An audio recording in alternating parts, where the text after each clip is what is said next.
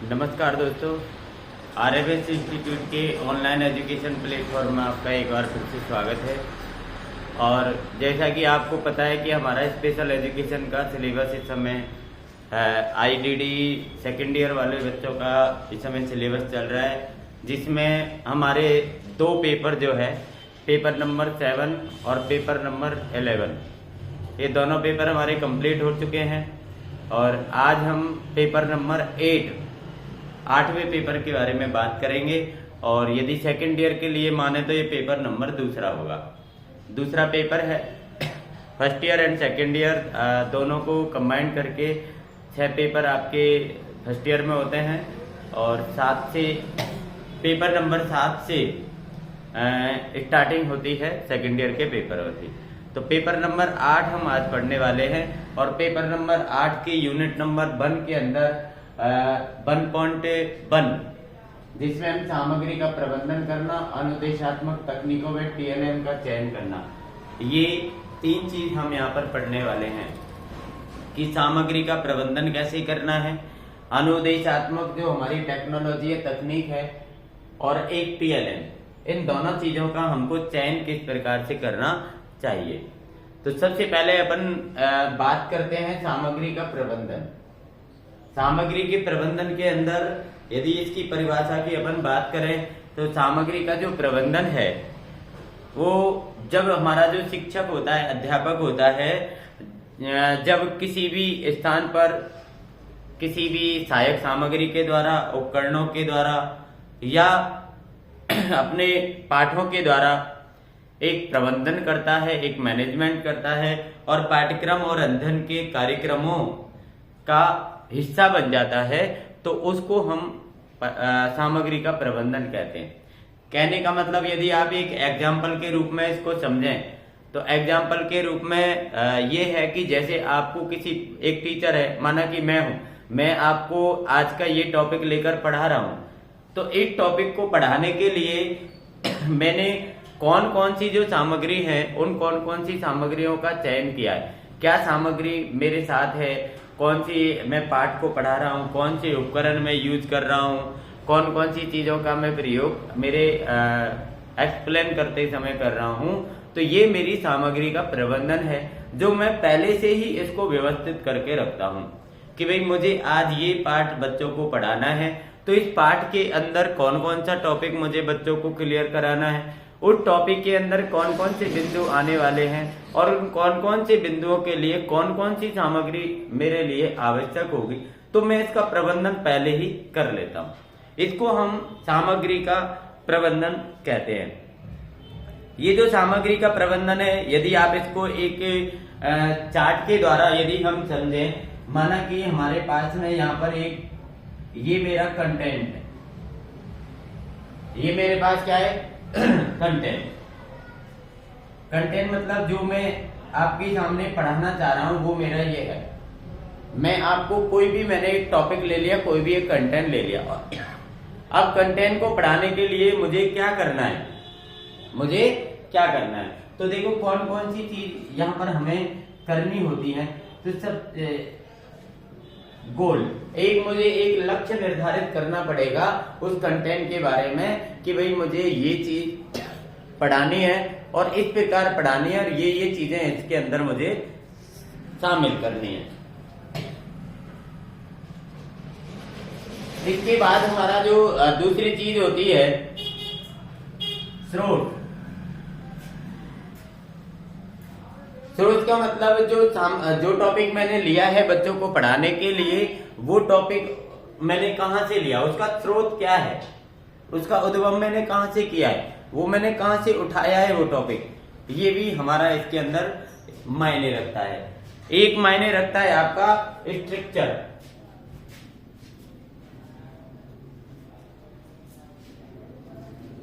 एक मायने रखेगा आपका स्ट्रक्चर। इसके अलावा हमारा जो होता है, एक होता है क्वांटिटी,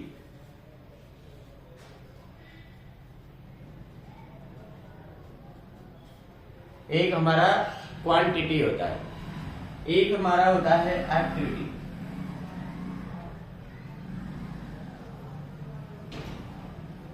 ये चीजें हमारी जो है वो इसके अंदर शामिल होती हैं कि आप किसी भी कंटेंट को पढ़ा रहे हैं, ये सामग्री का प्रबंधन है पूरा। किसी भी सामग्री को आप किस प्रकार से व्यवस्थित करेंगे, तो किस प्रकार से व्यवस्थित करेंगे कि सबसे पहले तो आपके पास में एक कंटेंट होता है, एक बिंदु होता है कि मुझे पढ़ाना क्या है। तो मैं सबसे पहले निर्धारित करूंगा एक बिंदु निर्धारित करके मैं उसका एक गोल बनाऊंगा, एक लक्ष्य बनाऊंगा कि आज मुझे बच्चों को ये चीज सिखानी है, आज मुझे बच्चों को ये चीज बतानी है। ये मेरा एक गोल हो जाएगा, एक मेरा लक्ष्य हो जाएगा कि मतलब मैं ये चीज आज बच्चों को सिखाऊंगा। इसके बाद आपका हो गया स्रोत का मतलब जो चीज, जो टॉपिक, जो कंटेंट मैं बच्चों को पढ़ाना चाहता हूँ, जो सिखाना चाहता हूँ, तो वो कंटेंट जो है मैंने वो कहाँ से उठाया है, मैंने उसको कहाँ से प्राप्त किया, कहाँ से लिया है। कोई बुक से लिया है, कोई अन्य चीजें मैं नेट से ले रहा हूँ या कहीं से भी मैं ले रहा हूँ, तो वो भी मेरा एक सामग्री के प्रबंधन के अंदर आता है। एक उसका मैं स्ट्रक्चर मुझे बनाना पड़ेगा, एक उसका ढांचा बनाना पड़ेगा। ढांचा का मतलब होता है कि जैसे मैं जब कंटेंट को शुरू करूंगा और मैं कोई बिंदु मेरा बच्चों के सामने मैं उसको डिलीवर करूंगा, उसको एक्सप्लेन करूंगा, तो मुझे उसका एक स्ट्रक्चर बनाना पड़ेगा कि मुझे सबसे पहले बच्चे को क्या पढ़ाना है, उसके बाद मुझे क्या पढ़ाना है, उसके बाद मुझे क्या पढ़ाना है, उसके बाद मुझे क्या पढ़ाना है। तो ये होता है एक क्रमबद्ध तरीके से उसका एक स्ट्रक्चर। इससे बच्चे को क्रम से सारी चीजें समझ में आ जाती है। इसके अलावा आपकी आती है क्वांटिटी, मतलब मात्रा। आप मात्रा भी डिसाइड करेंगे कि मेरा जो कंटेंट है वो कितना बड़ा है। मैं जो टॉपिक लेने जा रहा हूँ, बच्चों को सिखाने जा रहा हूँ, बच्चों को पढ़ाने जा रहा हूँ, वो उसकी मात्रा क्या है, वो छोटा है, बड़ा है, कितना है, बच्चे उसको कर पाएंगे इतने समय में, इतने मात्रा को, इतने बड़े टॉपिक को कर पाएंगे, नहीं कर पाएंगे। तो ये सारी चीजें मुझे यहाँ पर डिसाइड करनी होती है। और एक होता है एक्टिविटी, मतलब गतिविधियां, उसकी क्रियाकलाप। कहने का मतलब जब वो कंटेंट मैं बच्चे के सामने डिलीवर करूंगा तो बच्चे के सामने उस टॉपिक को मैं, उस कंटेंट को मैं कैसी कैसी एक्टिविटी के साथ में उसको मैं बच्चों के सामने प्रदर्शित करूंगा। जब मेरे साथ ये सारी चीजें जो है वो मेरे पास में है और अच्छे प्रकार से, अच्छे तरीके से यदि मैंने इनको क्या कर रखा है, मैनेज कर रखा है, इनका प्रबंधन कर रखा है, तो मैं और एक शिक्षक एक कॉन्फिडेंस से भरा होता है कि मेरा जो कंटेंट है वो बच्चों के अवश्य रूप से आसानी से समझ में आएगा। और यदि मेरा प्रबंधन जो है वो, यदि प्रबंधन खराब है तो बिना प्रबंधन के हम इसको नहीं कर पाएंगे। अब इसके बाद जो अपनी चीजें आती हैं,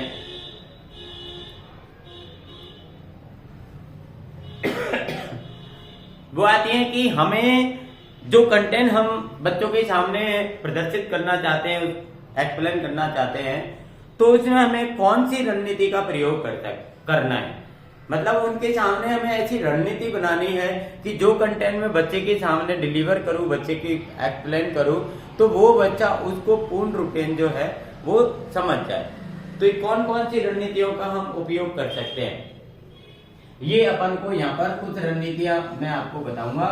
तो वो रणनीतियां अपन को ध्यान रखनी है कि कौन कौन सी ऐसी रणनीतियां हैं जो बच्चे के सामने हमको यूज करनी है। तो सबसे पहले छात्रों को उनके सीखने में सक्रिय भागीदार के रूप में कैसे शामिल करती है।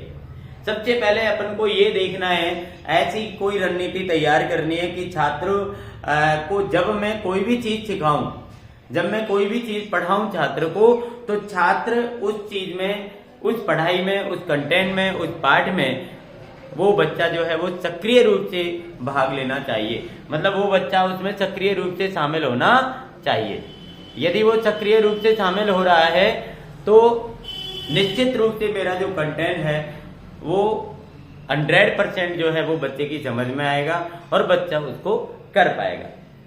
एक छात्र शिक्षक से स्वतंत्र रूप से रणनीति का उपयोग कैसे कर सकते हैं। छात्र शिक्षक से स्वतंत्र रूप से, माना कि जो शिक्षक है वो शिक्षक अपने कंटेंट को तैयार करके बच्चे के सामने प्रदर्शित कर रहा है, लेकिन बच्चा भी अपनी ओर से उस कंटेंट का एक कोई अलग से मैटर उसने अपने आप से पढ़ा है, अपने स्वतंत्र रूप से उसका अध्ययन किया है, तो वो बच्चे की रणनीति भी हमें तैयार करनी चाहिए।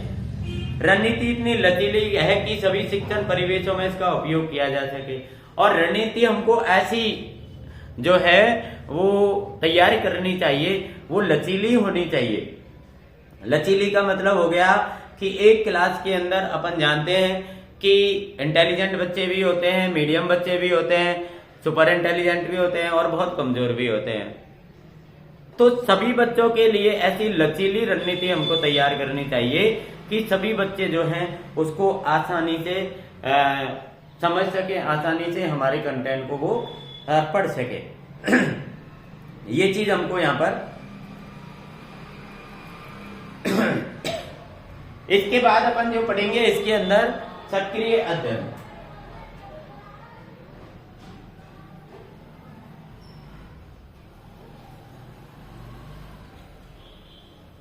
सक्रिय अध्ययन, सक्रिय अध्ययन जो है इसे छात्र बेहतर तरीके से अपने कंटेंट को समझ सकते हैं, अपने कंटेंट को सीख सकते हैं। और जब वे निष्क्रिय रूप से बैठते हैं और केवल देखते या सुनते हैं तो सामग्री के साथ सीधे बातचीत करते समय अधिक व्यस्त रहते हैं। इसमें अपन को ये है, हालांकि ये पढ़ाई है, ये स्टडी है, लेकिन स्टडी मतलब अध्ययन तो है, लेकिन कौन सा अध्ययन है? ये सक्रिय अध्ययन है। आपसे माना कि परीक्षा में प्रश्न आ गया कि भाई सक्रिय अध्ययन क्या होता है, तो सक्रिय अध्ययन क्या होता है कि जब बच्चा क्लास के अंदर बैठा है, एक टीचर उस बच्चे को पढ़ा रहा है, बच्चा जो है वो क्लास के अंदर बैठा है, टीचर बच्चे को पढ़ा रहा है। मैं एक टीचर जो है वो बोल रहा है, किसी कंटेंट को वो समझा रहा है, और जो एक बच्चा है वो उस कंटेंट को उसको सुन रहा है। तो टीचर बोल रहा है, बच्चा सुन रहा है। तो यहां पर जो बच्चा होता है, उस बच्चे का जो मन है वो पढ़ाई के साथ साथ अन्य चीजों में जाने का पूरा चांस रहता है। लेकिन यदि हम कौन सा अध्ययन कर रहे हैं? सक्रिय अध्ययन। सक्रिय अध्ययन का मतलब यदि टीचर जो है किसी टॉपिक को, किसी कंटेंट को पढ़ा रहा है और उस पढ़ाने के साथ साथ वो ऐसे किसी उपकरण का उपयोग कर रहा है, ऐसी कोई सामग्री का उपयोग कर रहा है, विजुअल सामग्री का उपयोग कर रहा है जो बच्चे को दिखाई भी दे रही है, तो बच्चा उस अध्ययन के प्रति जो है वो जागरूक हो जाता है, उस अध्ययन के प्रति वो एक्टिव हो जाता है, और उस सक्रियता को, उस बच्चे की सक्रियता को हम कौन सा अध्ययन कहेंगे? सक्रिय अध्ययन के रूप में हम इसको जानते हैं। एक इसी के अंदर होता है मचान।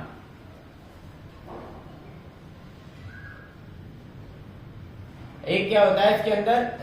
मचान। मचान उस भूमिका को स्वीकार करता है जो पूर्व अनुभव और पूर्व अपेक्षित ज्ञान सीखने में निभाते हैं, और इसे वायगोत्स्की के समीपस्थ विकास क्षेत्र के लेंस के माध्यम से समझा जा सकता है। मतलब इसमें हमारा एक वायगोत्स्की के सिद्धांत था, और इस सिद्धांत के अनुसार विकास के 3 क्षेत्र बताए गए। विकास के कितने क्षेत्र बताए? 3। एक पहला क्षेत्र उन कार्यों और गतिविधियों का प्रतिनिधित्व करता है जिन्हें शिक्षार्थी बिना किसी सहायता के स्वयं को पूरा कर सकता है। मतलब पहला विकास का जो क्षेत्र है वो ये है कि बच्चा किसी कार्य को स्वयं से यदि कर पा रहा है तो ये विकास का पहला क्षेत्र हो गया। और पहला क्षेत्र हो गया। दूसरा क्षेत्र हो गया उन कार्यों और गतिविधियों का प्रतिनिधित्व करता है जिन्हें शिक्षार्थी मार्गदर्शन के साथ भी पूरा कर सकता है। मतलब एक तो बच्चे ने अपने आप अपना कार्य किया, अपने आप अपना विकास किया, एक क्षेत्र हो गया।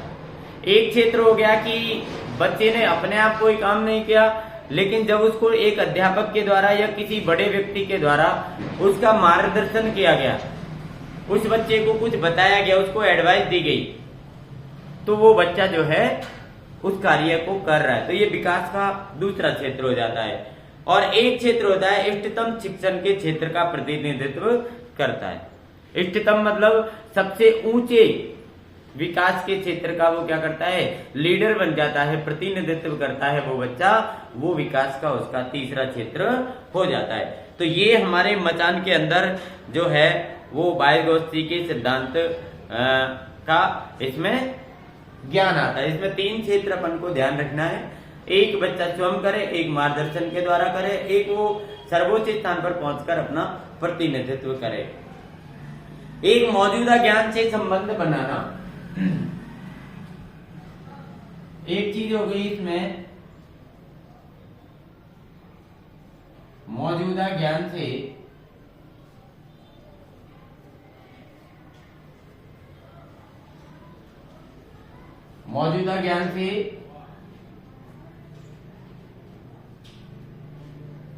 संबंध बनाना। मौजूदा ज्ञान का मतलब आप पता है बच्चा जब भी किसी भी क्लास के अंदर अध्ययन करता है, टीचर बच्चे को कोई भी टॉपिक जब पढ़ा रहा होता है तो उस बच्चे के अंदर कोई ना कोई ज्ञान पहले से मौजूद होता है। अब इसमें अपन को एक चीज देखनी है, इस टॉपिक से रिलेटिव ज्ञान भी हो सकता है, इस टॉपिक से रिलेटिव ज्ञान नहीं हो सकता है, या फिर ऐसा ज्ञान हो सकता है कि बच्चा उस ज्ञान के द्वारा उस टॉपिक पर आसानी से जा सकता है। तो ये भी होता है। इसके अंदर अपन को संज्ञानात्मकवाद और रचनावाद सहित सीखने के कई सिद्धांतों के अनुसार सीखना तब होता है जब छात्र नई जानकारी और मौजूदा ज्ञान के बीच संबंध बनाए। मतलब बच्चे के अंदर पहले से जो ज्ञान है और टीचर उसको जो ज्ञान देने जा रहा है, इन दोनों ज्ञानों के अंदर बच्चा जो है जब तक इनको कंप्रोमाइज नहीं कर पाएगा, इनके अंदर एक रिलेशन नहीं बना पाएगा, जब तक एक संबंध नहीं बना पाएगा, तब तक वो उसको कंटेंट जो है नया वो समझ में नहीं आएगा। इसीलिए अपन कहते हैं कि बच्चे को पूर्व ज्ञान होना बहुत आवश्यक है। जब तक पूर्व ज्ञान नहीं होता है, नई चीजों को समझने में बच्चे को परेशानी हो सकती है। यदि बच्चे का पूर्व ज्ञान अच्छा है, मौजूदा ज्ञान अच्छा है, तो बच्चे को नई चीजें समझने में प्रॉब्लम नहीं आती है। एक विभिन्न प्रकार के अनुदेशात्मक रणनीतियों का उपयोग करना। अब अपन को ये चीज देखनी है, अनुदेशात्मक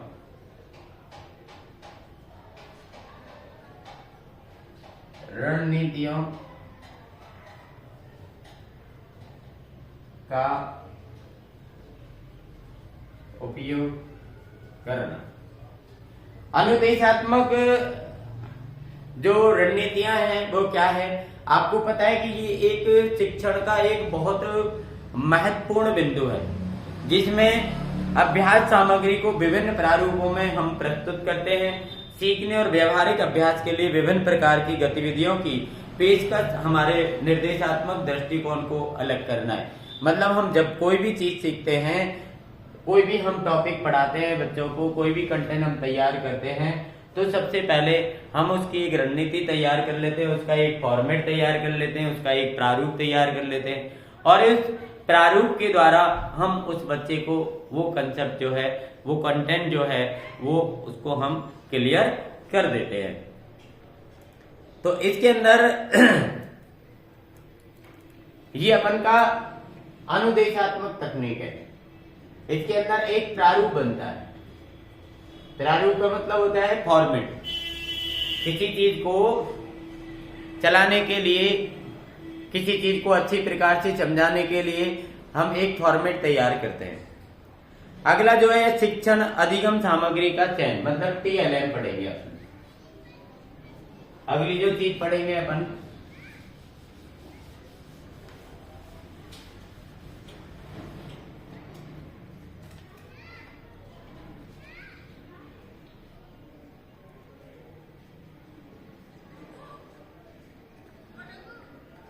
TLM।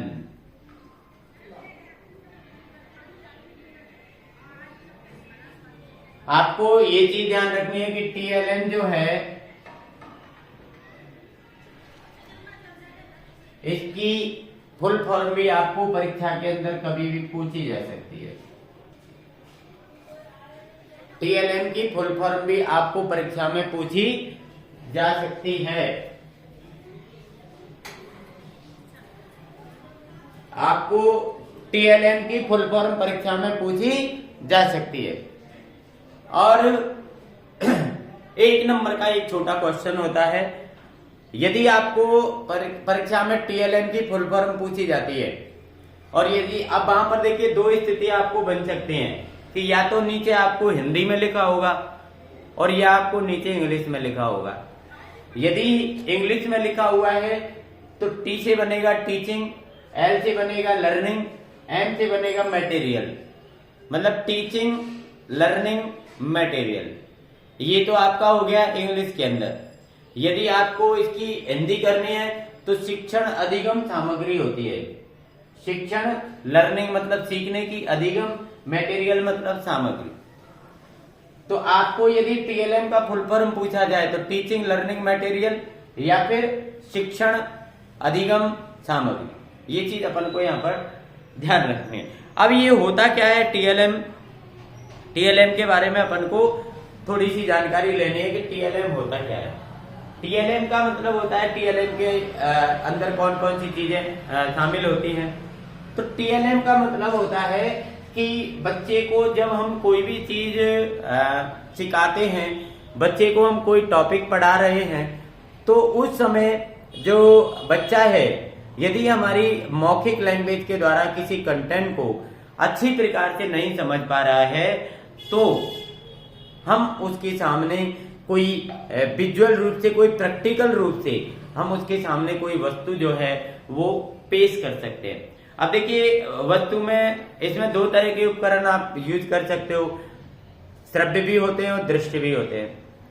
श्रव्य उपकरण का मतलब होता है कि आप जिस उपकरण का प्रयोग कर रहे हैं वो केवल बच्चा उसको सुन सकता है, और यदि बात आती है दृश्य की तो बच्चा उसको देख सकता है।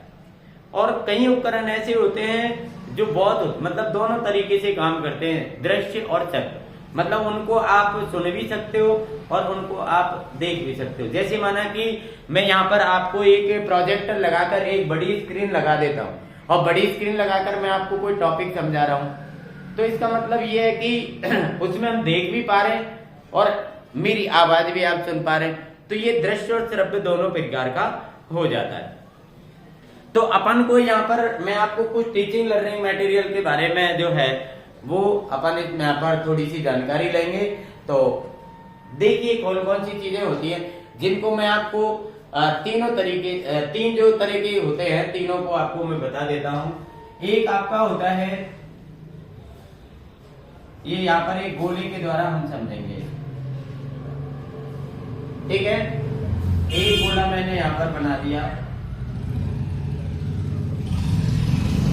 अब अपन को ये ध्यान रखना है, ये टीचिंग है,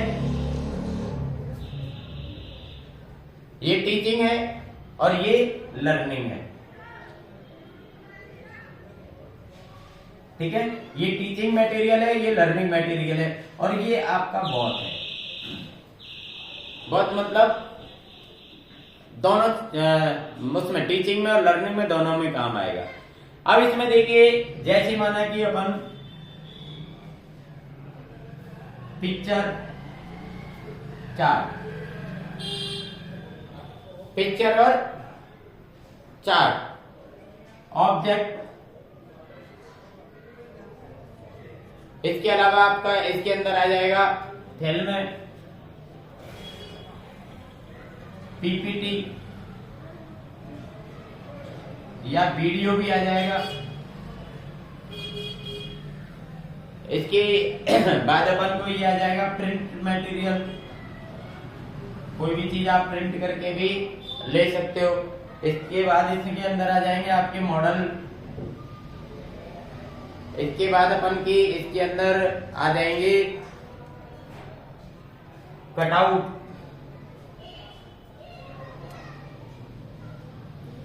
अब इनको आप थोड़ा सा देख लीजिए कि मैंने यहाँ पर एक टीचिंग मटेरियल यहाँ पर लिखा, टीचिंग मटेरियल के अंदर मैंने आपको बताया कि पिक्चर और चार्ट, जैसे किसी की फोटो लेकर मैं चला गया और फोटो के माध्यम से मैं उस बच्चे को किसी चीज को एक्सप्लेन कर रहा हूँ। एक मेरे पास में चार्ट है, जैसे मुझे कोई काउंटिंग सिखानी है, मुझे वर्णमाला सिखानी है, मैं मेरे पास से एक चार्ट लेकर गया, बच्चों को मैंने चार्ट लगाया सामने और चार्ट को मैंने बच्चे को बताया, तो ये विजुअल रूप से दिखेगा। ऑब्जेक्ट कोई भी हम ले सकते हैं, ऑब्जेक्ट हमने जाके बच्चे को दिखा दिए, उसका एक एम दिखा दिया, इसका एक उद्देश्य बता दिया। एक अपन ने फिल्म पीपीटी, कोई भी हमने छोटी एक मूवी तैयार कर ली, एक वीडियो रिकॉर्ड कर ली, या हमने पीपीटी की स्लाइड्स बना ली और इन पीपीटी की स्लाइड्स के द्वारा मैं बच्चे को किसी चीज को एक्सप्लेन कर रहा हूँ। एक मेरे पास में माना कि कोई कुछ मुझे अच्छा लगा तो मैंने उसका एक कागज पर एक प्रिंट आउट ले लिया और कागज पर एक प्रिंट आउट लेकर के और मैं उस प्रिंट आउट के माध्यम से बच्चों को कोई चीज को मैं समझा रहा हूँ। इसके बाद आ जाता है आपका मॉडल। मैंने माना कि कोई मॉडल तैयार कर लिया, किसी चीज को मुझे एक्सप्लेन करने के लिए एक मैंने मॉडल बना लिया और मॉडल बना करके मैं उसको मॉडल को मैं बच्चों के सामने प्रदर्शित कर रहा हूँ। एक कटआउट हो जाता है। कटआउट का मतलब होता है जैसे माना कि आपको आदमी के बारे में बताना है तो मैं एक आदमी का एक ढांचे का कटआउट बना करके और ले आऊंगा। कटआउट कोई लोहे का हो सकता है, पट्टे का हो सकता है, थर्माकोल का हो सकता है, कैसे भी प्रकार से हम इस कटआउट को तैयार कर सकते हैं। इसके बाद यदि अपन लर्निंग में आते हैं तो वर्कशीट आपकी आ जाएगी, वर्कशीट आपकी एक्टिविटी। लर्निंग के लिए एक्टिविटी भी आ जाएंगी आपकी। सेल्फ स्टडी की यूनिट,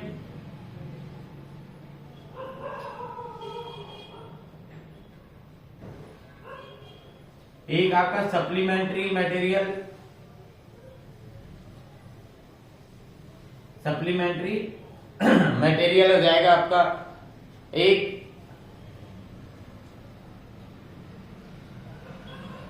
क्लासरूम की डिस्प्ले। ये चीजें जो है अपन के लिए काम आती है। गेम्स भी इसके अंदर अपन रख सकते हैं, गेम्स भी इसके अंदर अपन रख सकते हैं। लर्निंग के लिए मतलब बच्चे को सिखाने के लिए हम इनका प्रयोग कर सकते हैं। बच्चे को कोई भी चीज हमको जब सिखानी होती है तो हम वर्कशीट तैयार कर सकते हैं, उनको दे सकते हैं प्रैक्टिस के लिए। एक्टिविटी करा सकते हैं, कोई पोएम वगैरह बुलवा लिया, उनको बार बार कोई और हाथों से एक्टिविटी करा ली और कोई गेम की एक्टिविटी करा ली। सेल्फ स्टडी यूनिट भी अपन बना सकते हैं, मतलब बच्चा या हम खुद की स्टडी स्वयं से करें। एक सप्लीमेंट्री कोई साथ में अपना कोई और मटेरियल ले सकते हैं। क्लासरूम की डिस्प्ले हम इससे यूज कर सकते हैं और बच्चों को गेम खिला सकते हैं। अब लेकिन कुछ चीजें ऐसी होती है जो दोनों में ही काम आती है, जैसे टेक्स्ट बुक।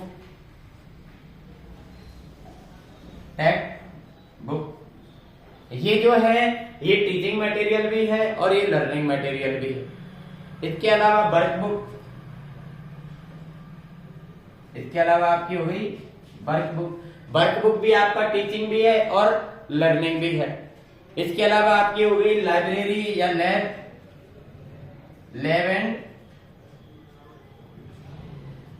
And library. इसके अलावा आपकी रिसोर्स वगैरह रूम, रिसोर्स रूम हो गए आपके। ये जो चीजें हैं यहाँ पर जो हमने लिखी हैं ये आपकी जो है वो लर्निंग और टीचिंग दोनों मटेरियल के अंदर जो है वो प्रयुक्त होती हैं। तो ये हमारा जो है वो टीएलएम होता है। टीएलएम के अंदर अपन कौन कौन सी चीजें यूज कर सकते हैं, क्या क्या हम बना सकते हैं, टीएलएम का फुल फॉर्म क्या होता है, ये चीजें आपको जो है वो आनी चाहिए। और यदि इसके अलावा भी अन्य कोई सामग्री यदि अपन यूज कर सकते हैं तो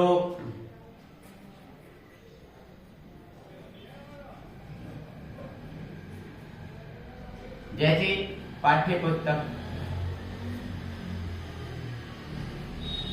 जब हम बच्चे को पढ़ा रहे होते हैं तो हम बच्चे को पढ़ाते समय हमारे पास में बच्चे की एक पाठ्य पुस्तक होती है और पाठ्य पुस्तक के सहारे से हम बच्चे को पढ़ा सकते हैं। एक अनुपूरक पठन सामग्री, अनुपूरक पठन सामग्री। अनुपूरक पठन सामग्री का मतलब होता है जो पाठ्य पुस्तक आप पढ़ा रहे हैं, अब वो पाठ्य पुस्तक से संबंधित यदि आपको कोई और चीज और साथ में पढ़ानी है तो उसके साथ साथ आपने एक बुक के साथ में, एक पाठ्य पुस्तक के साथ में और कोई भी बुक या पुस्तक ले रखी है और वो पूरक पुस्तक है उसकी, तो उससे भी आप बच्चे को अध्ययन करा रहे हैं। कार्य पुस्तक, कार्य पुस्तकें, कार्य पुस्तकें जो होती हैं वो छोटे बच्चों के लिए होती हैं। हम देखते हैं कि छोटे बच्चों के लिए हमने काफी बार देखा है कि कुछ वस्तुएं, कुछ टीचिंग लर्निंग मटेरियल ऐसा होता है जिसमें एक अक्षर होता है और उसके आगे या नीचे डॉट डॉट डॉट डॉट लगा होता है और इस डॉट डॉट में बच्चा जो है अपना काम करता है। इसके अलावा आप पठन सामग्री यूज कर सकते हो। पठन सामग्री, पठन सामग्री के अंदर कौन कौन सी चीजें आएंगी जिनको हम पढ़ते हैं, जिनको हम पढ़ते हैं। और जैसे माना कि अखबार पढ़ते हैं, हम पत्र पत्रिकाएं पढ़ते हैं, कहानी की किताबें पढ़ते हैं, तो ये बच्चे के लिए ये क्या होगा, एक टीचिंग लर्निंग मटेरियल के अंदर आता है। एक ग्राफिक सामग्री, एक आ गया आपका ग्राफिक सामग्री। ग्राफिकल सामग्री भी हम यूज कर सकते हैं बच्चे को अच्छी शिक्षा देने के लिए। अब इसमें ग्राफिकल सामग्री के अंदर क्या आ जाएगा, जैसे माना कि हमने कोई चार्ट बना लिया, हम कोई चित्र बना के ले आए, हमने कोई कार्टून बना लिया, हम कोई पोस्टर बना के ले आए, हमने कोई फ्लैश कार्ड बना लिया, तो ये चीजें हमारी जो है वो ग्राफिक सामग्री के अंदर आती है। एक आपकी आती है गतिविधि सामग्री। गतिविधि, गतिविधि सामग्री जैसे हमने इसमें एक में लिखा है ये एक्टिविटी, ये लर्निंग मटेरियल होता है एक्टिविटी। अब एक्टिविटी में आपको कौन सी सामग्री यूज करनी है, इसके अंदर जैसे आप कोई पहेली पूछ सकते हो, कोई क्रॉस वर्ड बच्चों से पूछ सकते हो, कोई ब्लॉक निर्माण करवा सकते हो। ब्लॉक का निर्माण का मतलब होता है जैसे माना कि जो खांचे वाले बॉक्स होते हैं वो हमने सबको अलग अलग कर दिया, अब हम बच्चों से कह रहे हैं कि भाई इनको सबको अपनी अपनी जगह पर आप फिट करिए, तो वो बॉक्स ब्लॉक निर्माण के अंदर आता है। एक आपका हो गया भाषा प्रयोगशाला। भाषा प्रयोगशाला, भाषा प्रयोगशाला में हम बच्चे को किस प्रकार से कौन सी भाषा का क्या कैसे यूज करना चाहिए उसको भी अपन इसके अंदर सिखा सकते हैं। एक इलेक्ट्रॉनिक सामग्री भी इसके अंदर शामिल होती है। इलेक्ट्रॉनिक सामग्री, इलेक्ट्रॉनिक सामग्री जो होती है जैसे माना कि आप क्लास के अंदर एक radio, tap recorder, TV, media kit, projector वगैरह है, ये सारी चीजें चला करके इससे बच्चों को हम किसी भी जो टॉपिक है उसको हम आसानी से जो है बच्चे को समझा सकते हैं। तो भैया ये आपके जो है ओवरऑल जो है वो टीचिंग लर्निंग मटेरियल है, ये यहाँ पर मैंने आपको क्लियर कर दिया। ये टीचिंग का है, ये लर्निंग का है, ये दोनों में यूज होता है। इनके अलावा भी जो टीचिंग लर्निंग, जैसे माना कि आपको परीक्षा में प्रश्न आ गया कि भाई टीचिंग लर्निंग मटेरियल कौन कौन से होते हैं, विस्तार से आप समझाइए क्या होते हैं, कौन से होते हैं। तो क्या होते हैं वो आप समझा देंगे कि भाई टीचिंग लर्निंग मटेरियल बच्चे को किसी भी कंटेंट को अच्छे प्रकार से समझाने के लिए हम यूज करते हैं, और कौन कौन से होते हैं ये अपन यहाँ से इनको अपन लिख सकते हैं आसानी से। ये आपकी जो है वो यूनिट नंबर 1.1 के अंदर इतना मैटर था जो आपको इस वीडियो के अंदर हमने कंप्लीट रूप से जो है वो कंप्लीट कर दिया। तो हमारी ये पेपर नंबर 8 की यूनिट नंबर 1 का एक पार्ट जो है वो कंप्लीट हो गया, यूनिट नंबर 1.1। इसमें इतना ही आप पढ़ लेंगे तो आपका काम जो है वो आसानी से हो जाएगा, आपका प्रश्न आसानी से हल हो जाएगा यदि इसमें से जो भी प्रश्न आएगा वो। आप हमारी ऐसे ही वीडियो को देखते रहिए भैया, और आप अपना अपना कोर्स कंप्लीट करते रहिए। परीक्षाओं में अब ज़्यादा समय नहीं रहा है, फरवरी निकलने को है, मार्च, अप्रैल और मई मार्च, अप्रैल और मई 3 महीने आपके पास हैं और 3 महीनों में हमको पूरा कोर्स करना है, सिलेबस करना है, पढ़ना है और आप भी करें, हम भी कोशिश करेंगे कि आपको वीडियो पर डे भेजने का, चाहे छोटी वीडियो बना के भेजें 1-1 यूनिट की, तो थोड़ा थोड़ा मैटर हम आपको डेली भेजने का प्रयास करेंगे। अभी गर्मी का समय आ गया तो समय थोड़ा सा हमको और मिल जाएगा और अभी थोड़ी तबीयत डाउन होने के कारण हम ऐसी छोटी वीडियो आपको बना सके हैं आज। तो आज के लिए इतना ही और अगली नेक्स्ट वीडियो में आपको यूनिट नंबर 1.2 के साथ हम आपके सामने हाजिर होंगे और जब तक के लिए आपके लिए धन्यवाद जो आप हमारी वीडियो देखते हैं और best of luck for your future. सभी को नमस्कार।